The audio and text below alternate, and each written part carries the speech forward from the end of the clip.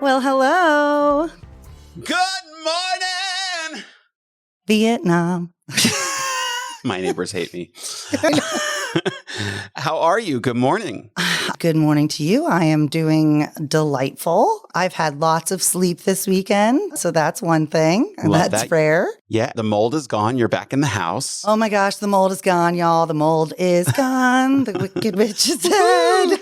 And lots of other things have been fixed, so that's super exciting. Nice.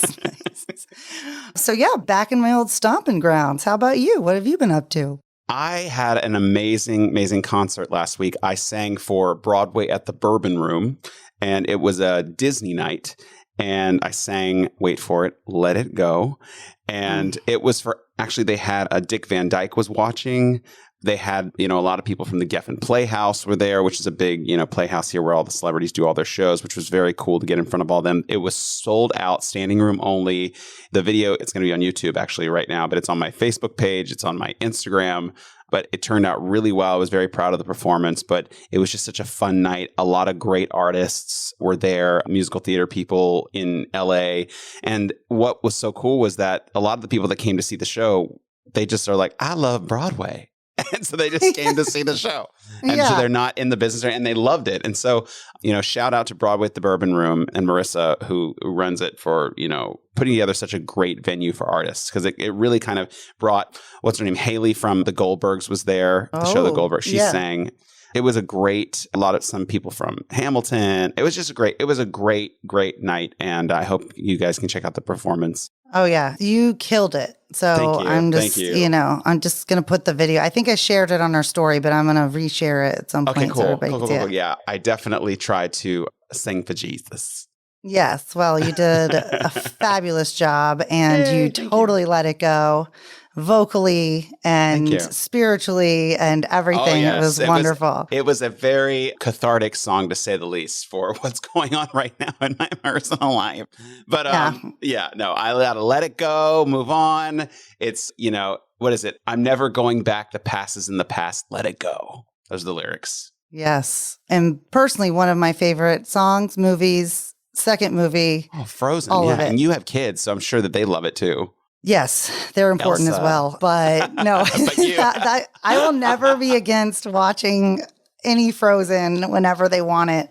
I actually had to, the other day, I was like, we haven't seen Frozen 2 in a while. Maybe it's time. And Isabel's like, new Minions, please. I'm like, well, what about you? What have you been up to? Well, moving back into my house, that's been great. But also, as of, we're recording this kind of right as we ended season 1. And so was doing a lot of social media and stuff for our last guest of season 1, which was Willem Belli, who I thought we had a fantastic conversation with. It was incredible. However, for some of these, I run some small ads that, they get kind of to a wider audience. So people that aren't already following us. But there are parameters of, usually they're educated, a little bit more progressive, listen to comparable podcasts, that kind of thing. And I'm not going to lie, I was absolutely horrified by the amount of comments that were underneath this that I told you this before, that I've been trying all week not to make some grand post on my Facebook page, because I don't want to give those people the satisfaction, but I feel like something has to be said, because it really just got to me how many people wrote on there like barf faces, this is Satan's work, you're grooming children, all kinds of things. I mean, we ended up having 74 comments. I had to hide 72. I'm sure the people I hid aren't listening to this right now, so I don't care.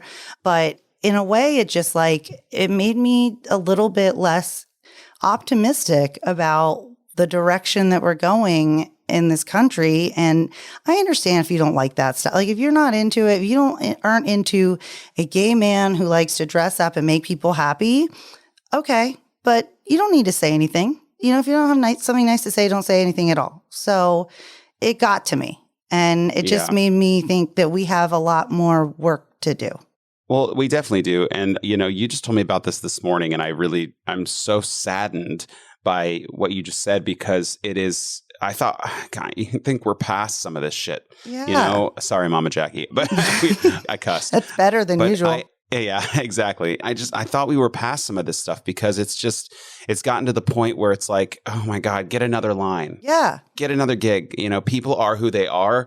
And there are, drag has been around since the dawn of time in Greek theater. People, men were dressing up as women. In Shakespearean times, men literally played all of the parts and were dressing up as women, and it was a celebrated thing.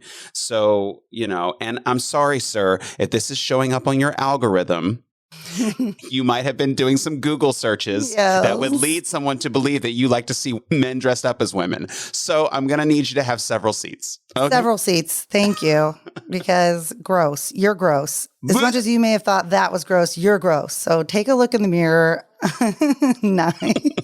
You're getting very comfortable with the buttons. I am. Who's really cool? Our guest today. Yes. Talk about a good human being. Yes. Who I am super excited that we got to talk to. But no, that's a great segue because, there are trash people and then there are people like this person who is a dear friend of mine, went to college together, known him, forever. And he has been through a lot. And one of those main things being that he is an alcoholic, but he calls himself recovered. So I'm going to go ahead and give a little background on our guest that we're having today, who is McCord Henry. McCord Henry is a recovered alcoholic, a hotel food and bev management director, the founder of Living Recovered and Script Wit, and an active runner. He is the youngest of 4 kids and grew up in a conservative family in Charlotte, North Carolina, but eventually made his way to Charleston, where he attended College of Charleston. After college, McCord moved to LA to fulfill his dreams of being a casting agent. However, his addiction to alcohol began wreaking havoc on his work and personal life, and he attempted his first stint with sobriety in 2015, after an intervention, a rehab stay, and living in a sober living house. However, only a year later, he found himself at the bottom of a bottle again. In 2017, he finally took matters into his own hands and checked himself into an ER, after which he never touched alcohol again. He continues to work in hospitality as the food and beverage director of the Pendry Hotel, but is equally as passionate about helping others with addiction. He has successfully run 2 marathons in Baltimore and New York to raise money and awareness for addiction, and is preparing to run in the Chicago Marathon this year to benefit the Haymarket Center and family and other families like his own who aided in his recovery. So without further ado, McCord Henry.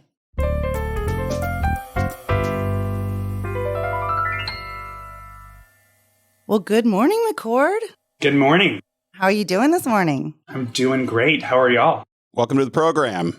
Always just excited to be on here. Yeah, Todd's got his coffee. I've got my weird ginseng mix that I think helps, but I'm not sure if it does. Coffee as well over here. Yes. We all have our caffeine moment. McCord, welcome to the program. And can you tell us a little bit about your background, where you grew up, and how you eventually made your way to Charleston, and where you and Laura met? Yeah, absolutely. So I'm from Charlotte, North Carolina, born and raised for 18 years, youngest of 4 children. My father was a pastor of a large mega church in the South, Presbyterian, so 3,000 plus members. Christianity was a big part of my upbringing. I was born and raised in the church, like I said, and moved to Charleston, South Carolina for college. My older brother went there, and we always went to Charleston on vacations during the summer because we had family friends there. So yeah, I went there in 2006, and I stayed in Charleston 4 years after graduation until 2014. I met Laura, I think it was my freshman year. Actually, I remember this. It was my freshman year at the beach house. Yes, at Seabrook. Yes. I ended up we don't have to go into all the details, but I ended up staying. You don't have to go to every detail, but I do remember it ending with some kind of a slushie being spilt somewhere. It was a milkshake in the back of your car. Oh my gosh, I forgot about this. So, and then since then, we just connected and always, remained in touch and hung out through college and mountain weekends. And yeah, so that's kind of what I guess brought me to Next Page.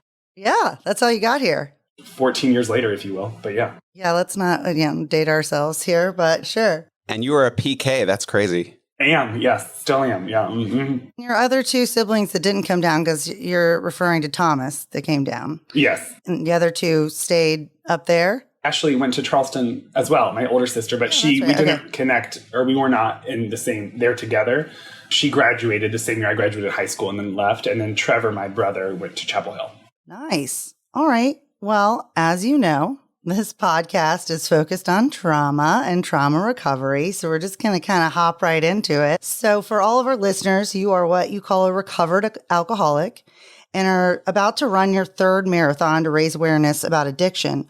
So can you walk us through kind of how you came to be considered an alcoholic, if you will, and how you got sober the first time and generally how that situation was handled? So alcohol did not really enter my life until probably like my senior year of high school. I was kind of late to the party, if you will. And then throughout college, I drank, but it wasn't ever a problem. Like I definitely was a lush, but, I was focused on academics. But, it was never an issue for me really until after I graduated school. So once I graduated college, I did well in college. I was president of my senior class, did well in school, and then left Charleston briefly and then met a boy and came back. And I was working as an inside sales analyst for a shipping company and just not really happy in kind of any aspect of my life. And so alcohol really came into my life on like a daily basis. And I slowly started drinking every night. And quickly it manifested in different ways. And all of a sudden it was a Tuesday and I'm, downing 4 bottles of wine with my, partner at the time. And that's just normal. Wasn't happy with my job, my career, and myself. And alcohol was kind of a crutch and a means. I used it to escape instead of enhance my situations. So it was, like I said, a way of escaping. And it just kind of, it slowly, the thing about this disease, it slowly just like creeps up on you. So like at one point you're, drinking normally with friends. And then next thing you know, it's like you're on a lunch break and you're not happy at work and you're taking a shot of vodka just to get through the day. And you're like normalizing that. And the in-between, I don't really know how it happened, but it just is there. Fast forward to after about 3 years of working at this company and in this relationship, I just realized I wasn't happy and I wanted to change. So I thought, moving and changing the scenery would help. So I moved to Los Angeles, lived in West Hollywood, and became a bartender and worked in casting. And little tidbit of information, if you have a slight drinking problem in Charleston, South Carolina, don't move to LA and become a bartender because it turns into a full-fledged. Well, that's exactly where Todd is in West Hollywood. So he probably knows the bar you were bartending at. I worked at a bar called Duplex on 3rd and then worked at a casting place as an intern. And then I frequented the Abbey and other bars and often got kicked out. So my slight addiction turned into a full-fledged. I really didn't have much accountability. So I was just literally drinking all day, every day. My family came out a few times. They were very concerned. And I ended up going to a wedding in Atlanta, Georgia for a family wedding and suffered from withdrawals like the first night. And I just told everyone I was sick. And then they quickly realized what was going on. The wedding ended with a full intervention with my one friend who lives in Atlanta, Elizabeth, and then the rest of my family, which led to rehab facility in Maryland, and then followed by a sober living house in Dallas for 9 months. So that was my first time getting sober. I worked all the 12 steps, but the problem with my first time being sober was I didn't get sober for myself. I got sober for other people, for my family. And I really didn't think I was an addict. My whole byline and my whole mantra throughout that entire time was, you can be addicted to a substance without being an addict. So I would just tell everyone, I was depressed and, people are, addicted to smoking cigarettes, but they're not necessarily an addict. So that was just kind of like where I was. The sober living house was very Christian based, and the program kind of ended up focusing more on my sexuality versus my addiction. So it was a very frustrating experience because I told them when I was going there, I am gay and this is not something I want to work on, and they were accepting, and absolutely we've had gay people here before, but quickly throughout the first couple months, I realized that was not the case. And slowly they kind of broke you down in a sort of almost like military style. They had us kind of pitted against each other, all the people that were in, I would say, patients, I guess, or explain that to me a little bit. But I kind of want to hear more of an examples of that. Every morning we would wake up and meet, and then we would have nightly meetings where we would call each other out on we called it relapse behavior. If you were not being forthcoming or withholding information, or if you kind of did anything that wasn't like pure and honest, it was just all of us against each other. And it was supposed to be for our benefit, but honestly, it was like we were tearing each other apart and like looking for ways for each of us to be better. And throughout the experience, you get broken down and exhausted, and then you kind of, I think the point is to be rebuilt. But for me specifically, my focus in my area was my sexuality, which was very frustrating. So I was there for 9 months. At one point I went to, they took me to a church where we heard from a reformed homosexual who was gay but is now straight and living the truth and honest life. And I, burst into tears in the middle of this church because I'm thrown back to, my Christian upbringing, and just got very frustrated, and ended up going through the entire program for 9 months. And I had a graduation ceremony, and I'm using quotes because I don't really know what I was graduating from. But in this ceremony, I'm literally looking in front of 12, cis straight white men, and they're all telling, my alcoholism was not mentioned once. It was all about my addiction. So I graduated from this place after 9 months, had 9 months sober there, and ended up getting a job opportunity in Seattle, which I jumped at, and I kind of took it a chance to restart and refresh, and didn't tell anybody about my experiences there. And I just kind of started anew in Seattle. So that was my first time getting sober. And once I was in Seattle, not surprisingly, I, started drinking about a month after. Can you give us a little bit of background about the second time you decided to get sober? So was it when you were in Seattle? And you've ultimately been sober for like 5 years now, correct? 5+ years. So I started drinking quickly in Seattle, and about a month after I got there. And after, I would say I was a successful or functioning alcoholic, I guess, for my first year. I was getting promoted, doing well with work. I ended up getting a transfer to Santa Barbara. During that time, I got a DUI. You would think that would be a wake-up call to stop drinking, but it turns out it was not. I literally got out of prison and started drinking like that morning. And slowly and surely this, alcoholism came back in full force. And it went from, just drinking at night after work to drinking constantly. And so I got transferred from Seattle to Santa Barbara with this company, which was also my first company to work in hospitality, which is my current career. So I was in Seattle, moved to Santa Barbara, and in Seattle I had a good friend base, and my boss was there, and I had a great roommate. So I had some sense of accountability, but when I moved to Santa Barbara, I had none. So my, again, nobody there. Yeah, no close friends. Second time in California. Me and California do not mix, obviously. I quickly started drinking, not just at night, but during the day. I started drinking before work, and it started drinking constantly. My body became fully addicted to alcohol. I would wake up in the morning, have wine to settle my stomach. You mentioned to me that you would drink like a bottle of wine or half a bottle of wine and then throw up to settle your stomach, then drink the other half with whatever breakfast. So that was just, your average Monday. So it got so, and I'm laughing about it now just because it was very dark. How did you do that and work? Were you working remotely? I was the assistant general manager of a restaurant, and it not successfully. So after a couple months, it obviously started impacting my work. It wasn't like that at the beginning. It just kind of, again, creeped up. But in 3 months, that's not that much time for you to kind of digress. So right. I got written up. I was probably about to be terminated. There was definitely several shifts where I was just completely incapacitated. I'm not really sure how I got through them. It finally got to the point where at 11, at a morning shift, I fell asleep in the office, and they had me on security footage, passed out on the floor with my associates apparently trying to get in. So definitely not my proudest moment. So I got called after that happened, I got called in to work with my GM, who actually at that time was about 17 years sober. So he knew what was going on. I think that's also why I kind of got a little bit maybe away with it just longer, because he had a soft spot for me and was trying to help instead of just put me on blast.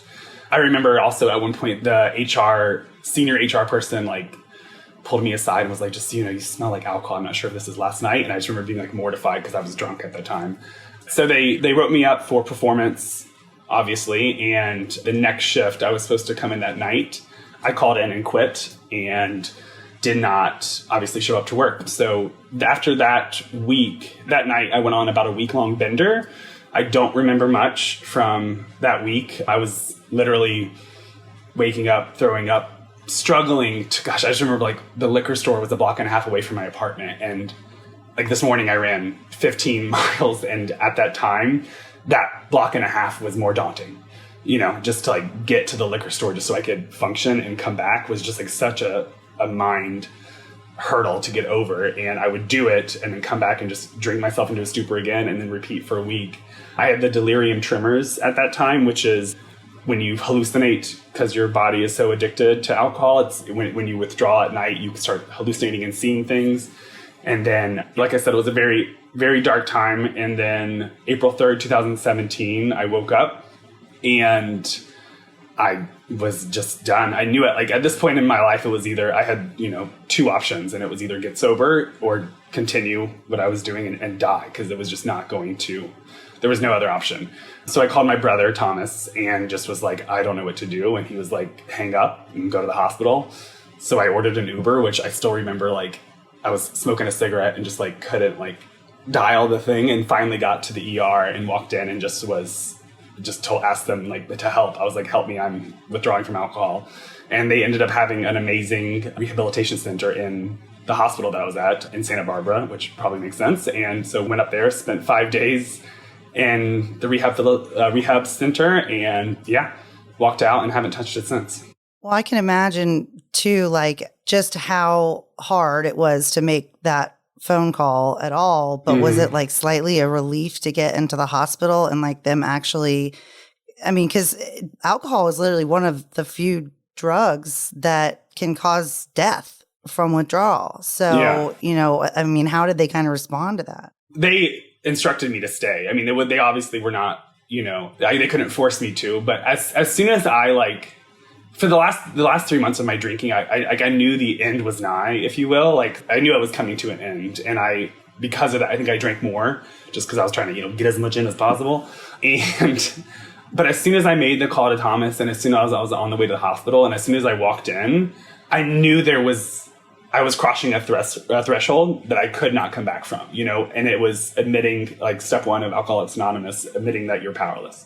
And that's where I was, and as soon as I kind of said that, and I felt relief, like honestly, like very similar to how it was when I came out of the closet. Like it was just like this is okay. This is where we are. This is my new normal now. And getting to that point was the struggle. But once I was there, there was a sense of freeness and an openness. You said in the beginning that when you were first in Charleston, I believe, you were with a partner 4 years or something, and you would both drink together. You would drink 4 bottles of wine together. Do you think that kick-started the behavior? Because, a lot of people say that alcoholism, it's a gene, it's genetic. It's something you have in your body, and it gets ignited when you drink your first sip of alcohol.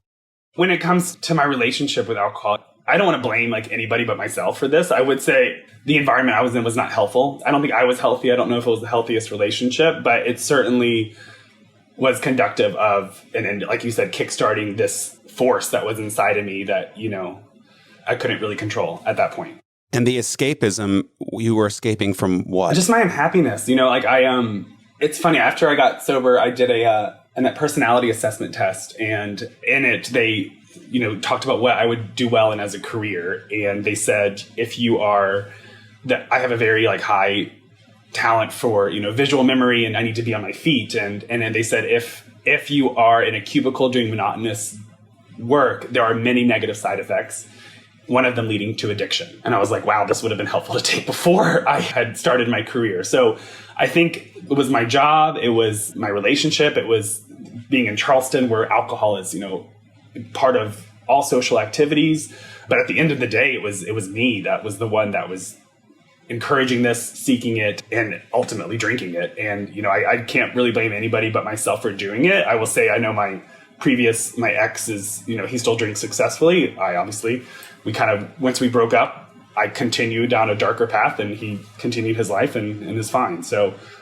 And I think you've said it's kind of important to you in general that people realize not only how bad it really got, but also that it can look different for every person. So could you kind of elaborate on why it's important for you to know kind of how bad it got, but also, how does it look different for everybody else? Yeah, absolutely. So, alcoholism is an addiction is different for every person. For me, it was something that once I started it was a constant in my life. It got to a point where I had to physically need it in order to make my hand stop shaking.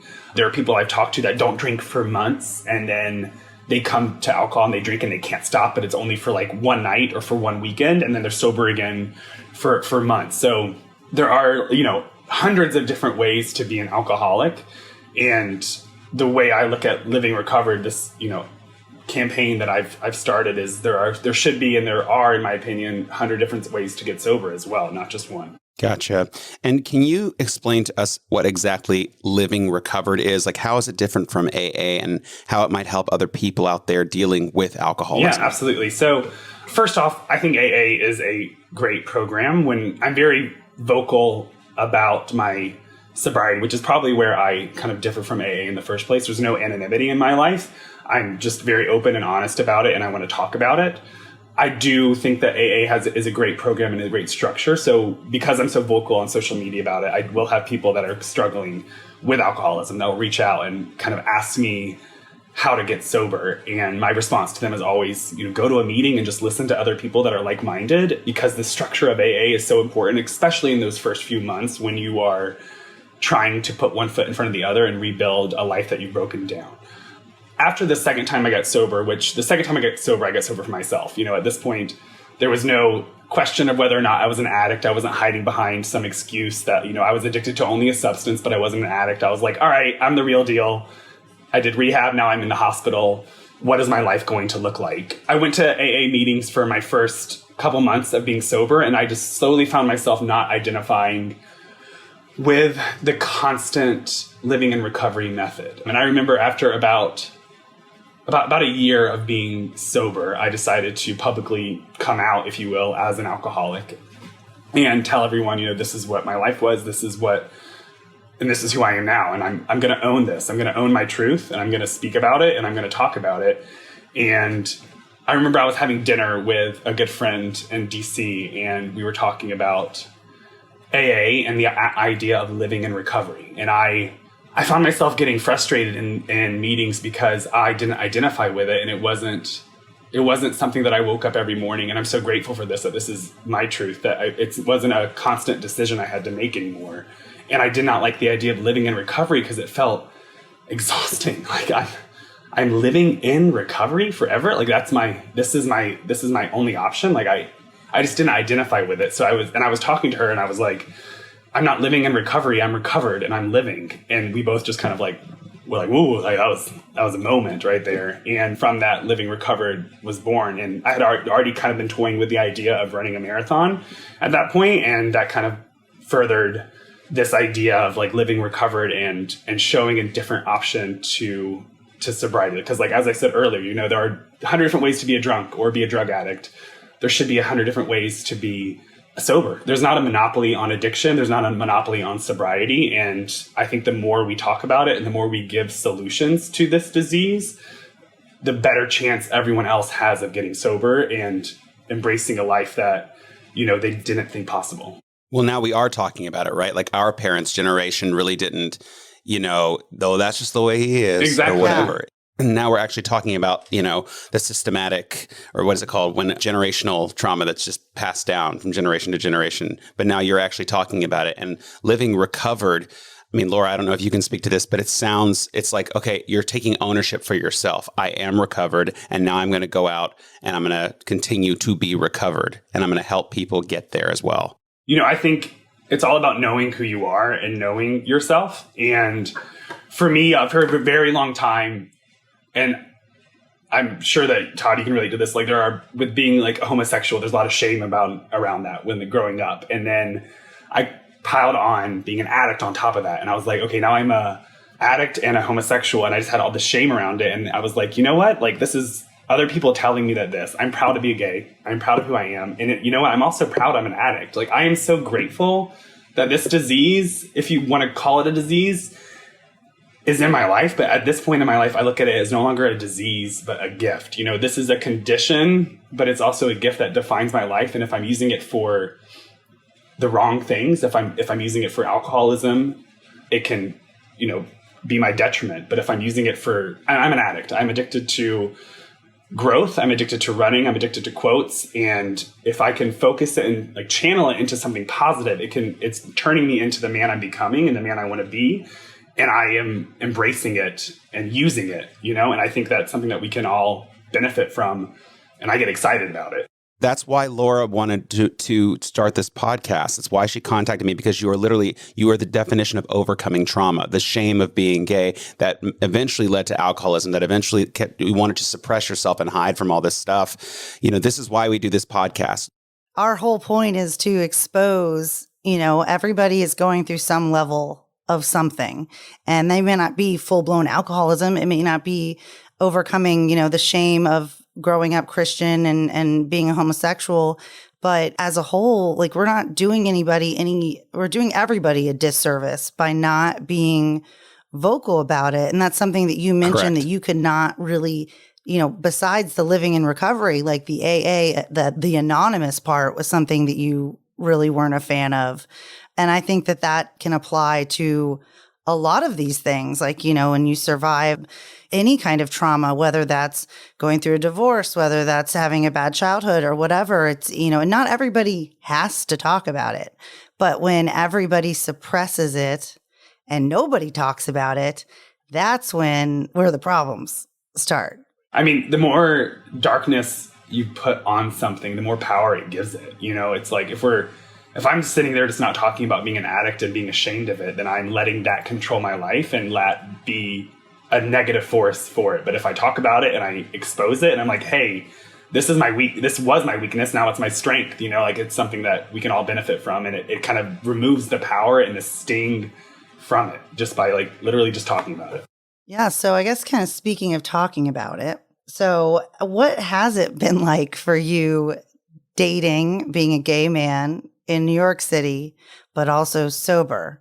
And how do you feel like it's kind of changed over the years for you with that whole experience? So we're going to need a separate podcast, part 2, for that conversation. So dating as a sober person has been interesting, to say the least. I will say my first year of sobriety, before I, publicly came out as a sober individual, I had a lot of shame around it. And that whole first year, too, I was just kind of relearning everything. Because I spent about 7 years being a drunk and letting it define my life. So I had to relearn how to do everything, build friendships and obviously how to go on dates. So for the first year, I put so much stress on myself. I would literally show up to the bar, beforehand. I would always get there like at least 10 minutes before the date was to start, so I could order, my club soda with a lime, just so we didn't have to have the conversation and the person didn't have to hear my order. And I would just avoid the question. Moving after I, started talking about it on social media, and I'm now under the assumption that people that are going on dates with me are aware that I'm sober. It's on my Hinge profile, and obviously it's all over my social media. So now it's just something I talk about and embrace, and I think it's, I enjoy talking about it because I think it shows my strength of character, and this is something that I've gone through, and this is something that I've conquered, and I've gotten stronger for at the end. So honestly, if there's a person that, is not excited about it or doesn't, admire this, so that's not really someone that I'm going to end up with. So I will say that I did have one relationship since I got sober, and, I had to relearn how to do a lot of things when I got sober. And one of them was, date and love. And I turned into, a little 12-year-old schoolgirl, and I just kind of squashed them. But that was a learning experience. So, dating in New York is challenging but exciting, and it's nice to at least have options in this city. So we are still single, but I'm currently trying to figure out my dating goals, if you will. I'm not actively searching for a relationship, but I'm open to it. And if and when I do find the right person, I just want to make sure that I'm able to continue growing as an individual, but also with a partner. But for right now, we're not in a rush. When you go on your first date, do you, if they don't know, because you said you assume because it's all over your profiles and everything, if they didn't happen to read that and they don't know, are you upfront on the first date? Very, because this actually happened 2 weeks ago with a guy, obviously. He ordered a gin and tonic and I ordered a club soda, and he kind of was like, oh, are we not drinking? And I just kind of was like, no, I'm 5 years sober, and we kind of launched into that whole subject, I guess. One of the great things about being gay is the icebreakers at the beginning is so great because we can talk about how it's coming out for you. And then you just get to see who they really are as a person by talking about this, shared experience that we've all been through. And then I get to add another layer on top of that, being like, well, I also have this is something I've been through. So I'm an open book when it comes to communication. And like we said earlier, I think the more like shame and darkness we put around this, it's just more power it gives it. But if I'm open and honest about it and like, this is who I am and this is why I'm the way I am, it sets the tone for how, well, I'm still single, so I don't know if it's not working or not. But No, you just got to find the right. I will no. say though that I think that is one of the benefits of the apps. Like, and from back when, there's hard to find a lot of benefits to them. But I think, even in Charleston, which you'd probably be surprised to know, McCord, is there have been more and more people, like, at least when I was on there, that were just flat out like, no, I don't drink. And that was something that I had to kind of be like, okay, well, is this something that, because you don't know if sometimes that's just a choice or that's a religious thing or what it is, but that I was much more open to going on dates with people like that, just to kind of feel that out a little bit too, and whether that mattered to me and within a relationship, because as you know, I own a bar. Yeah, it's a great bar, by the way. Thank you. You're welcome. It's awesome. It's amazing. Little plug there. I was there pre-opening, so I feel like I'm one of the OGs. He has some of the OG merchandise. Mm-hmm. I told him I got to get him some new ones, but I think that is a good thing though, for it to be kind of out there and on the table before you even go on the date. And then that also gives somebody like me the opportunity to say, like, okay, I know you don't drink. Well, kind of how did that come about? Because I feel like there's a difference between somebody who's just like not interested, never really has been, and somebody who's maybe an alcoholic, because it could be triggering for them to like go to a bar all the time to like see me after they get off work or something like that. But it's at least it's out there. And like that is, it's not as hidden where you have to kind of figure out like, okay, what is this? Does this person, even like smoking cigarettes, like I love that it has that on there, like does or does not smoke. And, I guess it takes a little bit of the air of the mystery out, but it does. But, at this point in our generation, I think we can just get rid of the mystery and just be upfront and honest from the get-go. It saves time. I never thought about the anonymous part, like how that would be. Because people, I guess back in the day, people didn't want to talk about it and they did want to hide the fact that they were alcoholics. And it is a very private, personal thing. So if you want to remain anonymous, I think that's great.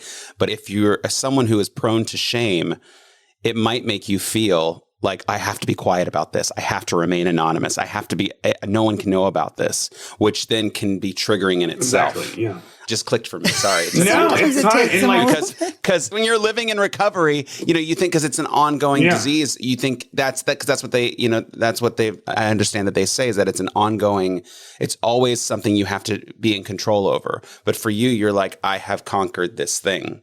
I don't want to. I do not wake up every morning thinking about alcohol and trying to not drink. And I know that there are people out there that it is a struggle every day and every minute to not drink, and they are constantly battling with this disease. And my heart breaks, and I send them nothing but love and support. But I'm also so grateful that is not my truth at this moment. I'm obviously very cognizant of the fact that at any point that could change. But for me, that is not my constant truth. And I did not identify with that. So that's why I was like, I need something else. And so I started it. Yeah, and that kind of, I think, helps people realize that if you go into this, if you admit that you're an alcoholic and that you need help, that's not like a death sentence to say that you're going to spend the rest of your life waking up every day going, I can't have a drink. It's like you can get to a point where it's not even a thought in your head. I mean, obviously there are times when whenever I have a good steak, I'm like, oh, I would love a nice glass of red right now. Or, champagne toast at weddings. There are certain moments that arise that there is a longing, just, FOMO, if you will, but it's never strong enough to pull me in. And I'm very grateful for that. My job, I'm assistant director of food and beverage for a hotel here. So my job is booze, and I order it. I curated my entire wine list at my property, and I have not tried a single drop. So it is possible to be surrounded by it, but not be of it. Yeah, and that was something we talked about the other day too, was kind of like, as somebody who's in food and bev, you know, a lot of people put emphasis on, okay, well, that's where a lot of alcoholism starts, or it can, or it's impossible to keep a job in that situation. Whereas we know for a fact, one, you're one living, you know, proof of that. And then, you know, there's like people in Charleston that have come out and been honest about that, as well as being chefs that are able to be in this environment, because it's just kind of like, I don't know if y'all remember those like cigarette commercials, like quitting cigarettes. And it was like, this is how you know, you got to relearn to have a glass or have a cup of coffee without putting on your cigarette. Pants on. Yeah, driving. exactly. Yeah, I know exactly what you're talking about. But it's like you have to relearn all of that. So in a way, you still have to be able to be in those situations. You know, some people can't. Some people that just, you know, that is a no-go for them. But I thought it was kind of important to give people out there that are in food and bev, or that's something that they're very passionate about and love being a part of, and saying that's not, again, like a death sentence, like that you can work within that industry. Absolutely. Like when I first got sober, I've been in food and beverage since I was 15. I'm about to be 35 next month, so almost 20 years experience in this industry, and I love it. You know, I love making memories with families. I love taking care of guests, and I love, you know, serving others.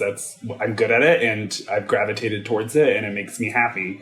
So when I got sober, I didn't want to give that up. And I had a lot of people in my family, outside of my family, like, are you sure you want to do that? Kind of advised me to go against that. And I gratefully ignored them against their better judgment, and just, you know, trusted myself. And at the end of the day, if I wanted to drink, which sometimes I do, I would drink, you know, and that doesn't matter if I'm in Charleston, New York, Baltimore, on a train, on a plane, anywhere. You're going to find booze if you want it. So, you know, it's up to the person to make the decision whether they're going to or not. Certainly there are different, you know, environments that are more conducive than others. Food and beverage, probably more conducive. But at the end of the day, it's up to the person. And you, as I said earlier, you just have to know yourself. Like, is this something that I'm able to handle, or am I not? If I was waking up every morning with this struggle to be around it, to force myself not to, probably not the best career for me. But as someone that has been able to look at this and confine it to one area of my life and move forward and be stronger for it, I'm okay with working in food and beverage, and I'm doing pretty good at it. So I'm going to keep on going. And you've said you have this natural, quote unquote, intensity in life, and that when you focus on something that you're basically all in. So how did that sort of harm you as far as alcoholism goes, and how does it help you now that you're sober? Ooh, great question, Todd. Thank you. So good job, Todd. Yeah, well done. So my first, like I said earlier, my first year of sobriety was, I always call it gray, just because I was relearning how to do everything. I think at one point I signed up for a real estate class that I, only half-assed it. I'm sorry, I don't know if I'm allowed to cuss, but oh, you are allowed to cuss. Okay, cool. Yeah, I half-assed it, and I just was kind of stretched thin, putting one foot in front of the other. I remember I worked out for a week and a half, and I just had no drive. After about 9 months, I went from kind of 0 to 180, and I did a full, I just threw myself into everything. And that at that point, I was also the first time I dated this poor fellow that squashed that guy. That squashed that guy. So I threw myself into every aspect of my life. I was so intense at work. I got promoted for the first time. I was serving for my first year. When I interviewed at Pendry, is my company that I work for, based on my resume, they mentioned a management position, but I was like, I'm just going to start serving. At that point, I had been sober 2 weeks, so I did not want to start a career. So I served, but after about 9 months, I went up for promotion. I got it. So I threw myself into work, into this relationship, into life. And I have a really good friend that, Laura, Caroline, who I would just literally call and shit dump my life on for 3 months. And it really made our relationship suffer to the point where at one point I thought she was ignoring my calls, because she probably was. God bless you, Caroline. Through those 3 months, she actually sent me a book called Heart Talks by Cleo Wade. I started it, by the way. Really good. It's so good. So she sent it to me just because she was like, hey, this kind of, gently nudging me in a right direction. And I started reading 1 page a day for about 100 days, and it completely transformed my life. I went from being manic and obsessed and focused and so intense that everything was a 10 to pausing and breathing and learning to love myself so that I had the capacity to love others. And that's kind of where I started this. Now I meditate every morning before I start my day. I'm able to breathe and be calm and not as intense with everything. And that's also where I really started running, which also has transformed my life. And I've been able to do my best thinking when I run. And, I process all my inner demons that come out. And yeah, I mean, that's really what kind of changed my life for the better, was able to meditate and pause and breathe and realize that not everything is a 10. And through that, I started reading and meditating and just being really self-reflective and not just letting, my mind go to every single place and let that dictate my life. Yeah. So I guess speaking of your running and your passion for running, you are now running your third marathon to raise awareness for addiction. Can you give us a little background about kind of each of your experiences with that and what really drove you not only to run, but to do it in the name of addiction awareness? Yeah. So I smoked cigarettes for my entire first year of sobriety. April 3rd is my sobriety date. 2017 was booze and 2018 was cigarettes. And then the next day, April 4th, I started running. And I just started running just like a few miles here and there. And I remember I was in Florida with my family on vacation, and I ran like 7.5 miles. And this was like in November. And I just remember having this idea, like I should run a marathon. Because at that point, that was the longest I'd ever run. And the idea like wouldn't go away. And then fast forward to about 2 months later, I'm having that dinner where I kind of founded the idea of Living Recovered with my friend. And they all kind of, came together, and I decided to run the Baltimore Marathon as my first marathon, which was really important to me for it to be in Baltimore, just because that is where I established my sobriety and who I was going to be moving forward in my life. So there's a nonprofit recovery center called Penn North Recovery in Baltimore that I partnered with, and we raised over $5,000 for them. And I ran my first Baltimore Marathon in 2019. It was not ideal because I ran like an idiot. I ran like super fast for the first 16 miles. And then the last 10, I like completely died and had to walk. But I was hooked. So next year I signed up for the New York Marathon, which got canceled for COVID. But I partnered with the Partnership to End Addiction, which is a nonprofit organization that helps families of individuals that are suffering with addiction and kind of teaches them how to handle people like me and how to love them, and support them from afar or sometimes close, and gives them the tools necessary to adapt to these situations. So they got postponed till actually last year, 2021, which coincided with my move to New York and opening the hotel last year. So it was all kind of fortuitous, So I ran that marathon and was successful, much smoother than the Baltimore Marathon.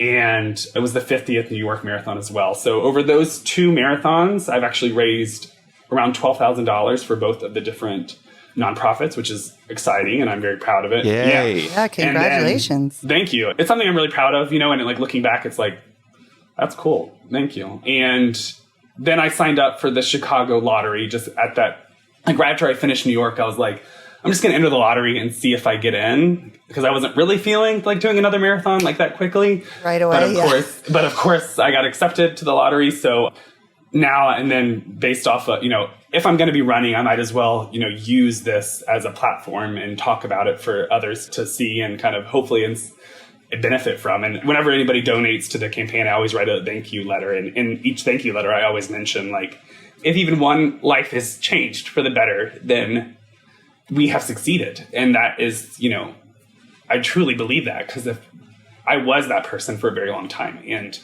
if I could reach out to that person that I was then and talk to them about it and show them that there is another way of living, then everything that I've been doing for the last 3 years is worth it. So if even one person has changed, then yeah.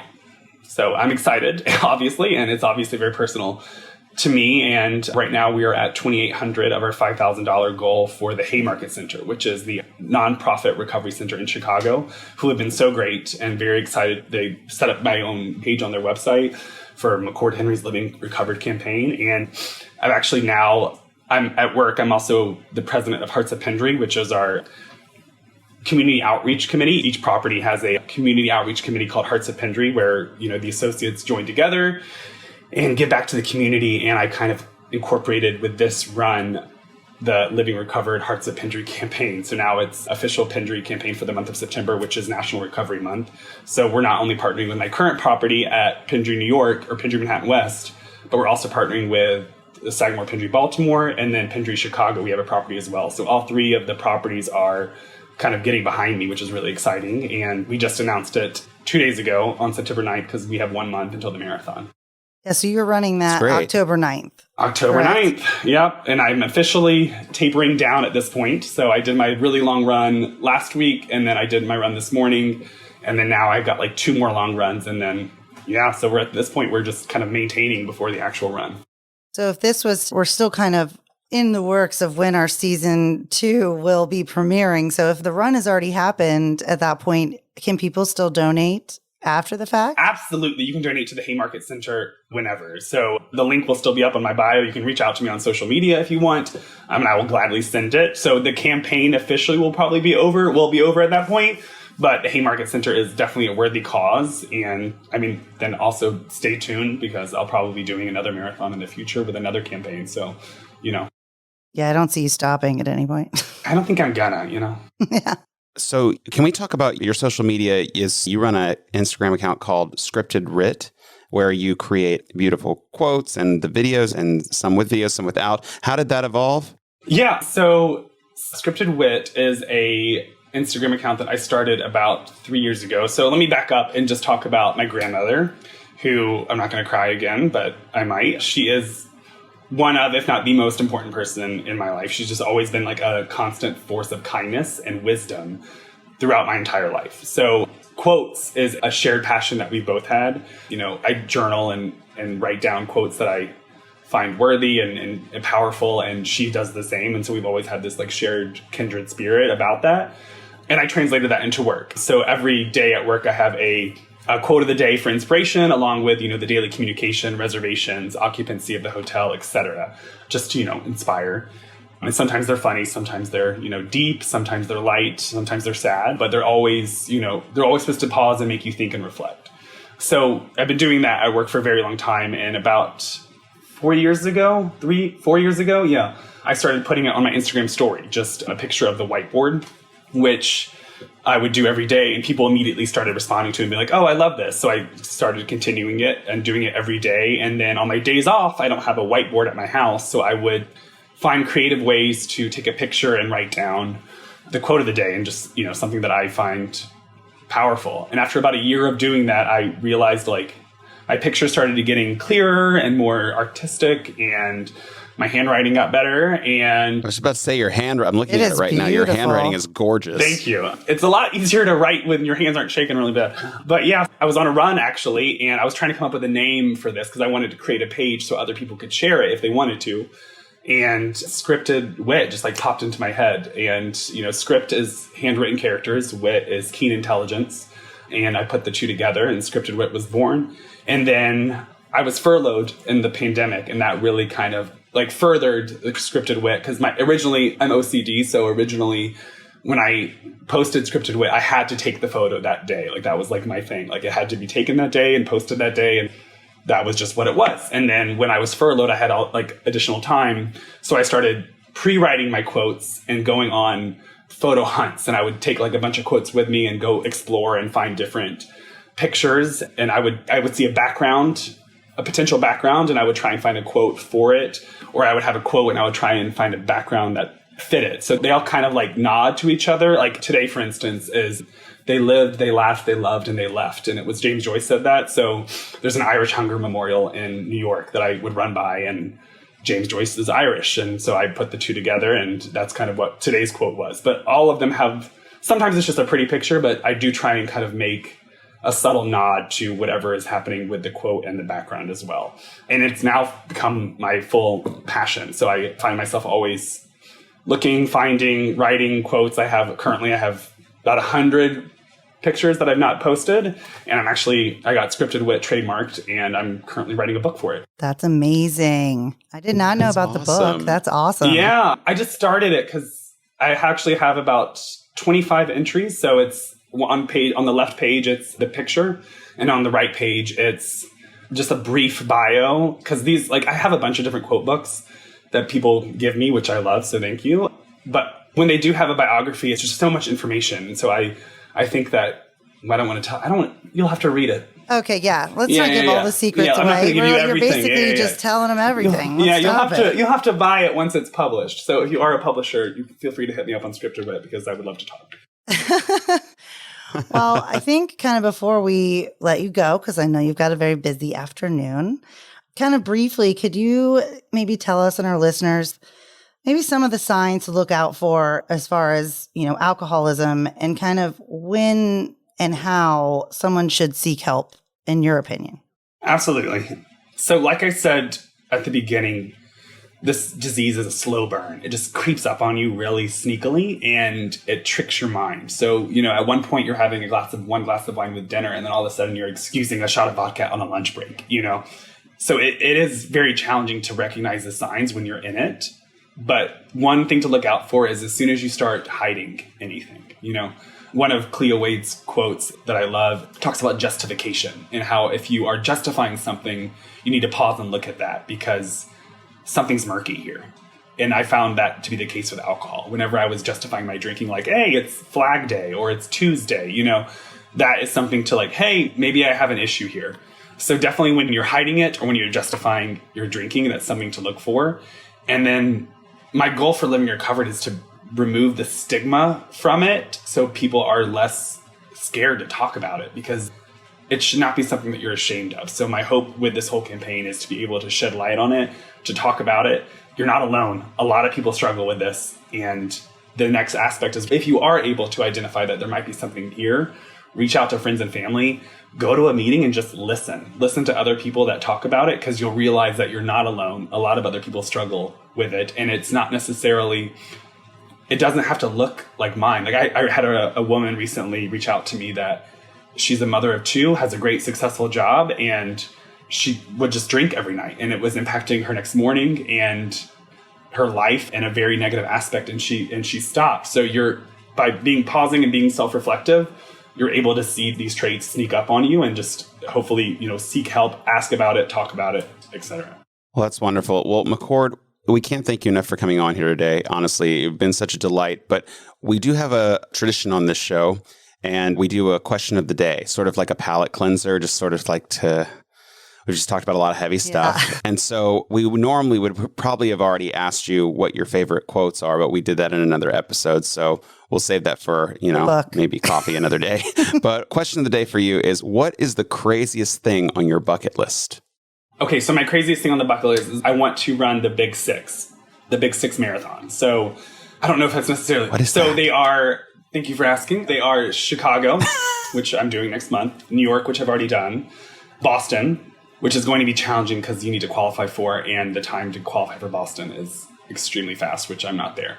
And then London, Berlin, and Tokyo. Oh, wow. Wow. Yeah. I don't think that's that crazy, though, because I know you're going to do it.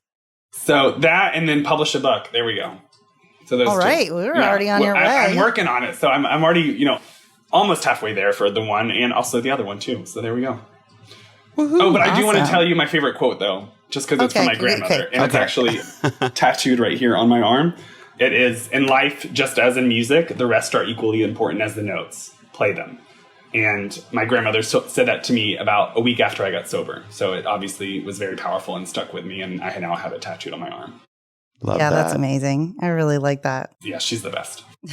Clearly a wonderful lady, and you are a wonderderful person. Likewise. And I just love you so much. And I'm so glad that you agreed to come on here because I think we both have a very, similar, all three of us have a similar basically goal to get people to be open and understand and process and overcome. So we can't thank you enough for coming on, and we hope you have. Thank you both for starting this platform and allowing me to come on here and talk about it. It's powerful what you're both doing, and so just thank you for doing it and continue to. And I'm glad I could be a small part of it in season 2. Thank you so much. We like that. Well, we hope you have a wonderful rest of your afternoon, and thank you. We will be in touch and waiting for that book. Yeah, me too. Yeah. Uh-huh. All right. Well, have a good afternoon. All right. All right. Bye. Bye. Bye.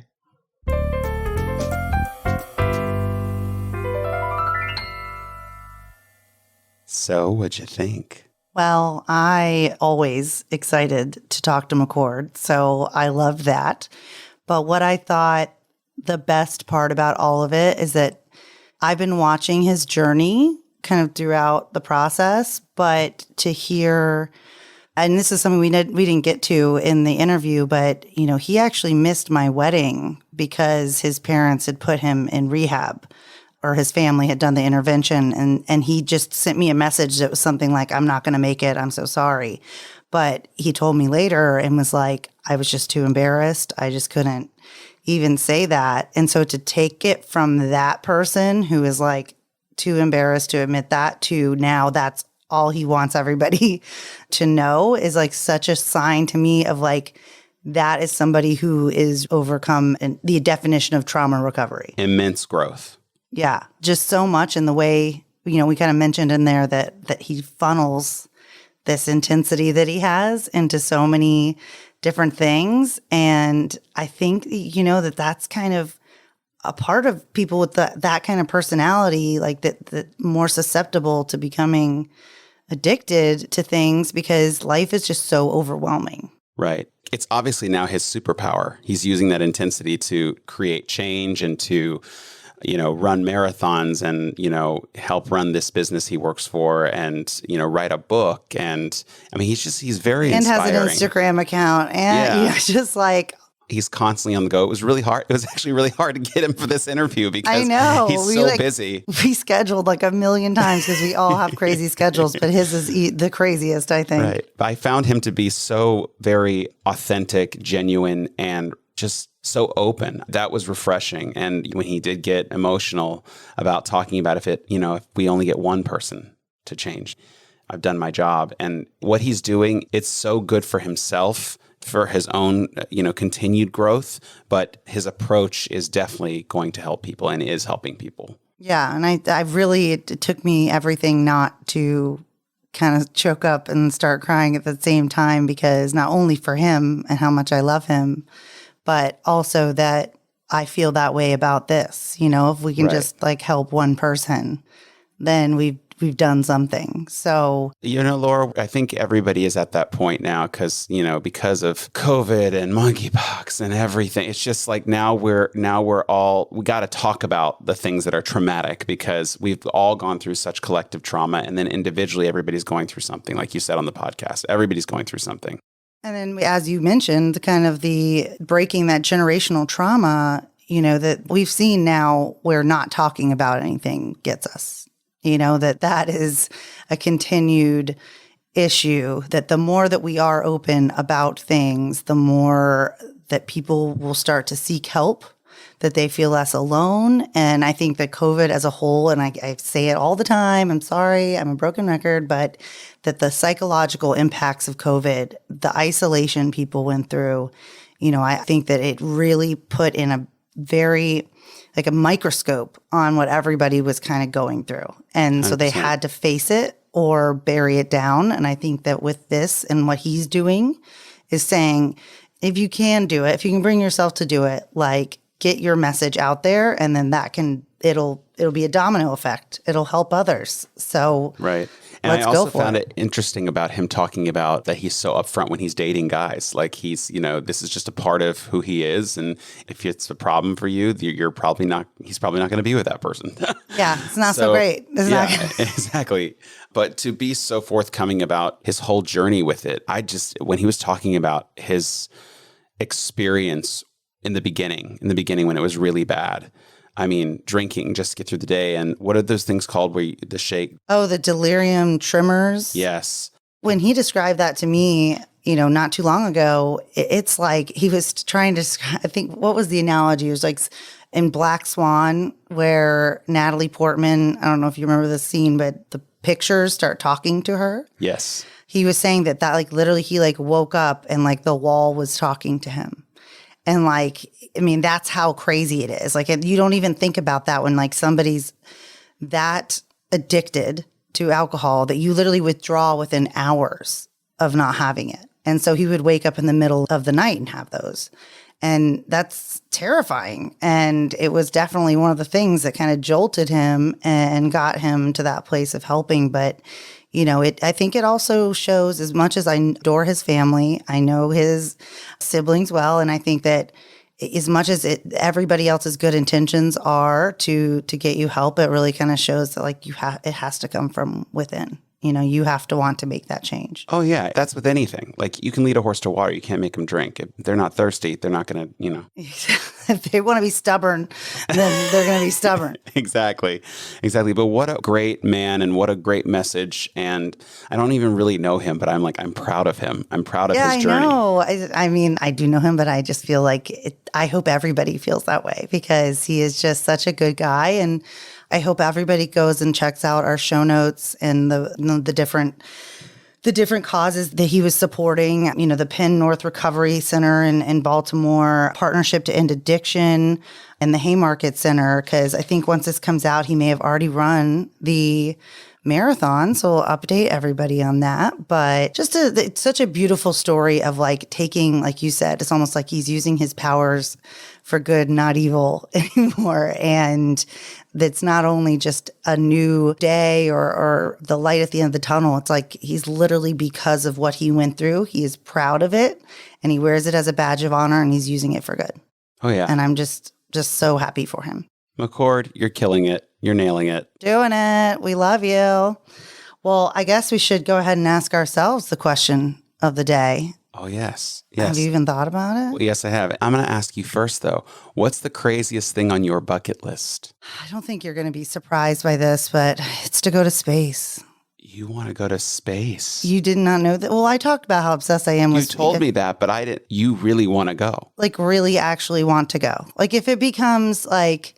I don't want to be that person that's, like, on the first, like, 3 trips to the moon or whatever that's a civilian that has no... If it becomes normal. Yeah. If more cheaper, more normalized, like, for sure. I've even told people that, I want some of my ashes sent to space if I don't get to it. Oh, my goodness. Before I die. Like, that's how obsessed I am with space. That's really cool. But it's on the bucket list. Let's make it happen, world. And it's crazy. So I want to do a little bit less, though. What is your craziest? Just to jump out of an airplane. I'm so scared of it. I wanted to like overcome my fear of it, but I really do want to jump out of an airplane on Earth.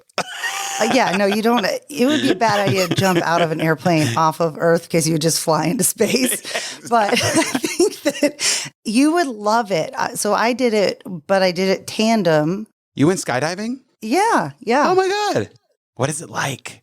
Oh my gosh. It was a million times better than I could have ever thought it would be, because I thought it was going to be this like constant roller coaster feeling, like that your stomach dropping.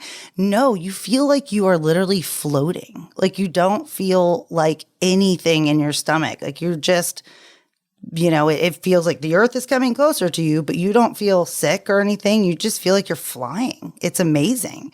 But I will tell you, if I had not been strapped to somebody that literally forced me out of the plane, I'm not sure if I would have done it that first time.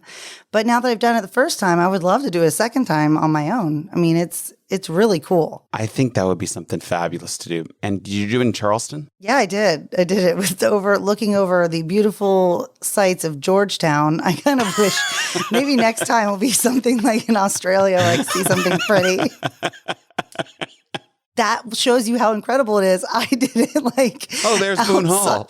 Yeah, I was like definitely just looking at a lot of land. It was very, not that scenic, but it was the experience in and of itself was amazing. I was kind of annoyed when they pulled the chute and then we're just like sitting there floating, down the rest of the way. I was like, we could have fell for longer. A little longer. That would have been pretty cool.